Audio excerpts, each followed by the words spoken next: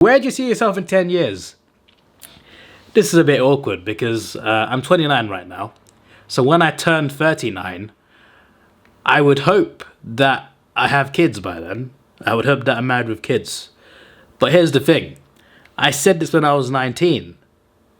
Or even earlier than that. I said in 10 years, I want to have kids by then.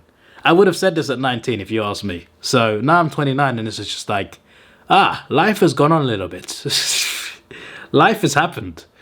Life is happening. I'm running out of time a little bit because I'm going to be 30 soon.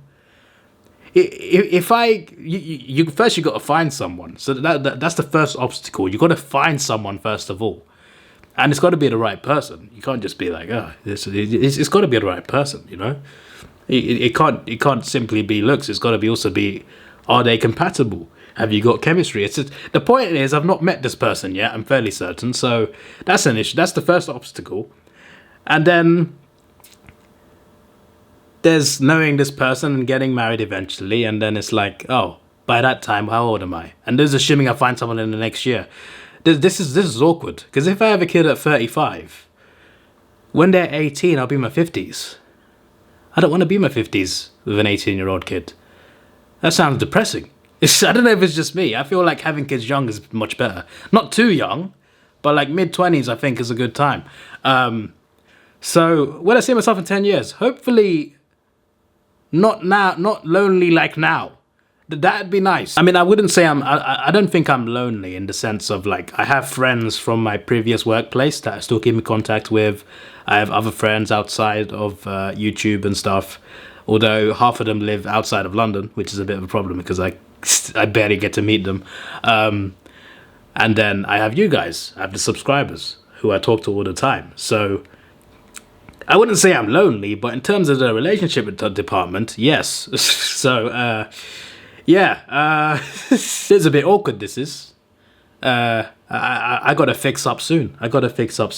If you could relive one moment from history, what would it be? Mine would be when Spurs defeated Arsenal 1-0 in 2018.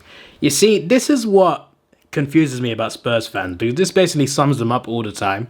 Spurs fans are always happy more. They're always happier about Arsenal's failures than their own success. Like, Spurs fans are always more obsessed with Arsenal than themselves. Whenever Arsenal lose, they're more passionate about that than their own team winning. And I get, obviously, it's rivalries. When Spurs lose, I'm happy as well. But I still care about my own team more. But a lot of Spurs fans are really weird. Because it's weird because there's a lot of good Spurs fans. There's a lot of Spurs fans actually like good, level-headed football fans. Like, every fan base is good and bad. Don't get me wrong. But I think, like, in terms of the big six are Man City, Liverpool, Man United, Arsenal, Spurs, and Chelsea. These are the big six. You got 3 London teams, 2 Manchester teams, and Liverpool. Out of the big six, Spurs probably have the best fans in terms of like how they talk about football, what they think, their opinions, biases, and everything else. I feel like the other 5 fan bases are worse than Spurs. Spurs are the best out of the big six. Having said that, there are a small portion of Spurs fans that are like this, that love it when Arsenal lose a lot more than when they win. And it may be a minority, but it's still a big minority. A minority, they got millions of fans, so a minority could still be quite a few thousand people. It's kind of mad. And I'm thinking to myself, this club has not won anything in 16 years. 16 years, they've won nothing. They've won nothing. They've won pre-season friendly trophies, but those aren't officially counted as trophies. They have won literally nothing since 2008. And that was the Carling Cup, which is now known as the Carabao Cup. Because I looked this up like the other day, because Spurs fans always pipe up when we lose. Especially, I remember after the City game, they were so crazy over it, right? And I'm just like, these guys talk so much for a team that doesn't win anything. So I went to properly look at like, how long's it been? Because I know it's been a long time since they won the league. They've last won the league in 1961. And they only won it twice as well. 1951, 1961. So they've won it twice. The last time in 1961. I wasn't alive. My mum wasn't alive. My granddad was in his 20s. The last time Spurs won the league. And since, like, I think it was it 92? Since 92, when they won the FA Cup, they've won 2 trophies since then. 2 Carling Cups. One in, like, I can't remember, was it late 90s? 98 or 99, something like that. One of those 2 seasons. And the other one in 2008. For a team like that barely wins anything, surely, well, like, why would he want to relive Spurs beating Arsenal 1-0 in 2018? Neither teams did anything that season, anything significant anyway. Why would he want to relive that when he could relive Spurs winning the league 60 years ago? Yes, it was 60 years ago, but surely that's a bigger moment than them beating Arsenal in a random game in 2018, which didn't matter for either team's season. Like, it mattered in terms of rivalry, but it didn't matter in terms of significance of either team's success or failure. So, like, I'm so baffled. Wouldn't you want to relive one of Spurs' league wins or even their UEFA Cup wins? They won 2 UEFA Cups in the past few decades. Surely you'd want to relive either one of those 2 European trophies or one of the league titles, or at least an FA Cup or something from like 30 years ago. But he wants to relive a random game against Arsenal in 2018. Spurs fans. Well, at least some of them anyway. In the game Taxi Simulator, what's one thing you wish you could do that isn't programmed into the game? Bigger map. That's all it is, bigger map, because it's just like, it's a real scale map of a portion of Barcelona. Like, it's done to scale, which is pretty impressive, but it's like a fairly small part of Barcelona. It doesn't cover everything, but from what it does cover, it's pretty impressive. It's to scale, and it feels like you're actually driving in Barcelona, which is pretty impressive and it's pretty good. But literally, bigger map. That's what I'd want to see. Because I always like the idea of exploring the world from a game. I always like that idea. Obviously, that would be way too much gigabytes or even terabytes for a computer to handle or a console to handle. But when I was younger, that's what I imagined would be really cool. Like a game where you could like go anywhere. You can drive or fly or swim, whatever. Like basically like GTA, but for the world.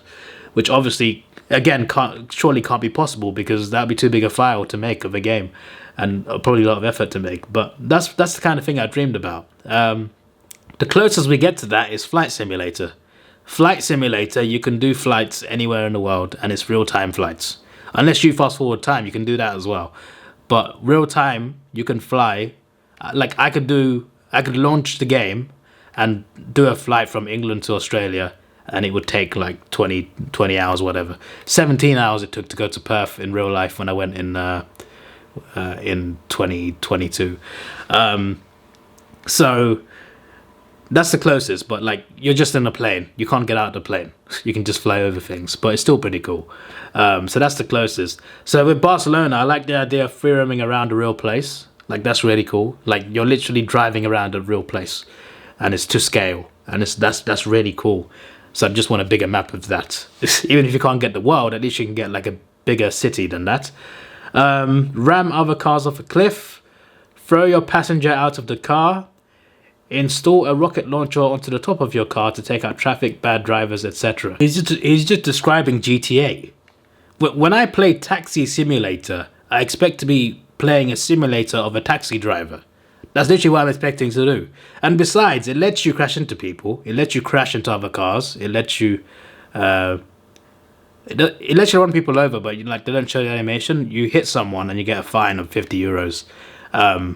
But yeah, you can actually cause some chaos and get in trouble with the police and stuff. But you can do that in real life as well. So that's just a thing that's implemented into the game. But the appeal of me playing Taxi Simulator is because I want to simulate driving a taxi. That's literally all it is. I don't know what you're talking about throw passenger out of the car. That's GTA. There's literally taxi missions on GTA that I can play and do that. This guy asked some dumb questions, I swear.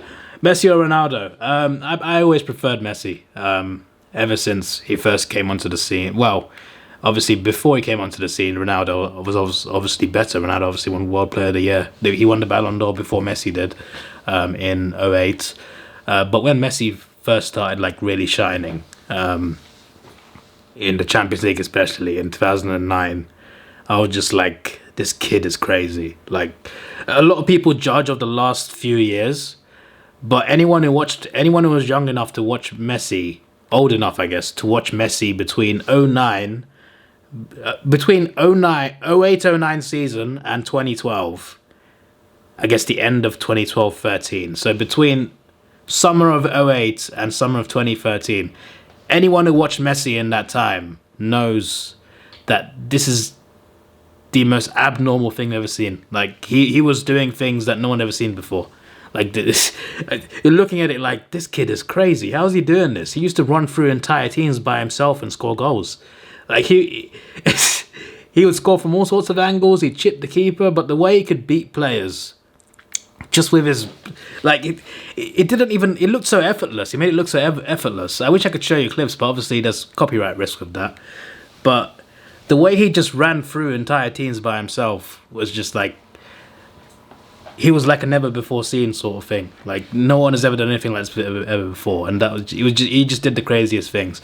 And even after then, in like mid 2010s, he was still a great player. He didn't run through teams like he used to, but he still was incredible in front of goal, incredible playmaker, incredible at passing. And obviously, in the end, when he was near retirement, he won the World Cup. So he's had an incredible career. And for me, Messi has been, in terms of footballing talent, Messi has been better, for sure. Before he won the World Cup, I think you can definitely say that Ronaldo had better achievements, which is fair enough, and a better career, I think, for sure. But after Messi won the World Cup, Messi wins that as well. He wins the career argument. So I know Ronaldo plays for Portugal, who are not as good as Argentina, but I don't necessarily think that makes it that, oh, I don't think that lets Ronaldo off, to be honest, because for me, like, if Ronaldo had scored more goals in the World Cups, I would take that argument more seriously, but he has never scored a knockout goal or assisted. That's pretty bad. Messi never scored a knockout goal before 2022, but he did get assists in 2014 in the World Cup, in the knockouts. Ronaldo hasn't done anything in the knockouts. So, like, even though Portugal are not that great in the World Cup, it's not like he did much to help that. So, for me, it's going to be Messi. But Ronaldo's incredible too. For me, these are the top two best players of all time. I know there's the likes of Pele, Maradona. I think those two still make the top five. But I don't... For me, for Messi and Ronaldo, they were at the top of football for 15 years. Like, they were number 1 and 2 for 15 years. It's hard to replicate that. Like, how often do you see players stay at the top for that long in this sport? Never. Never. You see players play that long in this sport, but never like the best players in the world. The 2 best players in the world for 15 years in a row is insane. In my opinion, if Pele played now, he would be great, but I don't think he would have been great as Messi or Ronaldo. Same with Maradona. I think they were both incredible players who are also 2 GOATs. I guess by definition there's only one GOAT, but either way, I feel like if they all played in the same era, Messi and Ronaldo would do better than Pele and Maradona, just in my opinion. And I'd probably put like R9 Ronaldo in 5th as well. 2 players called Ronaldo in the top 5. But yeah, my answer is Messi, but Ronaldo is still one of the best players of all time. Yeah, they're both incredible players that deserve a lot of respect. Let's take it slow. Where you go, I go too. And if you hit the bottom, I'm going down with you. Let's take it slow. Who cares where we gotta be? You know you'll have a good time wherever you're with me. Let's take it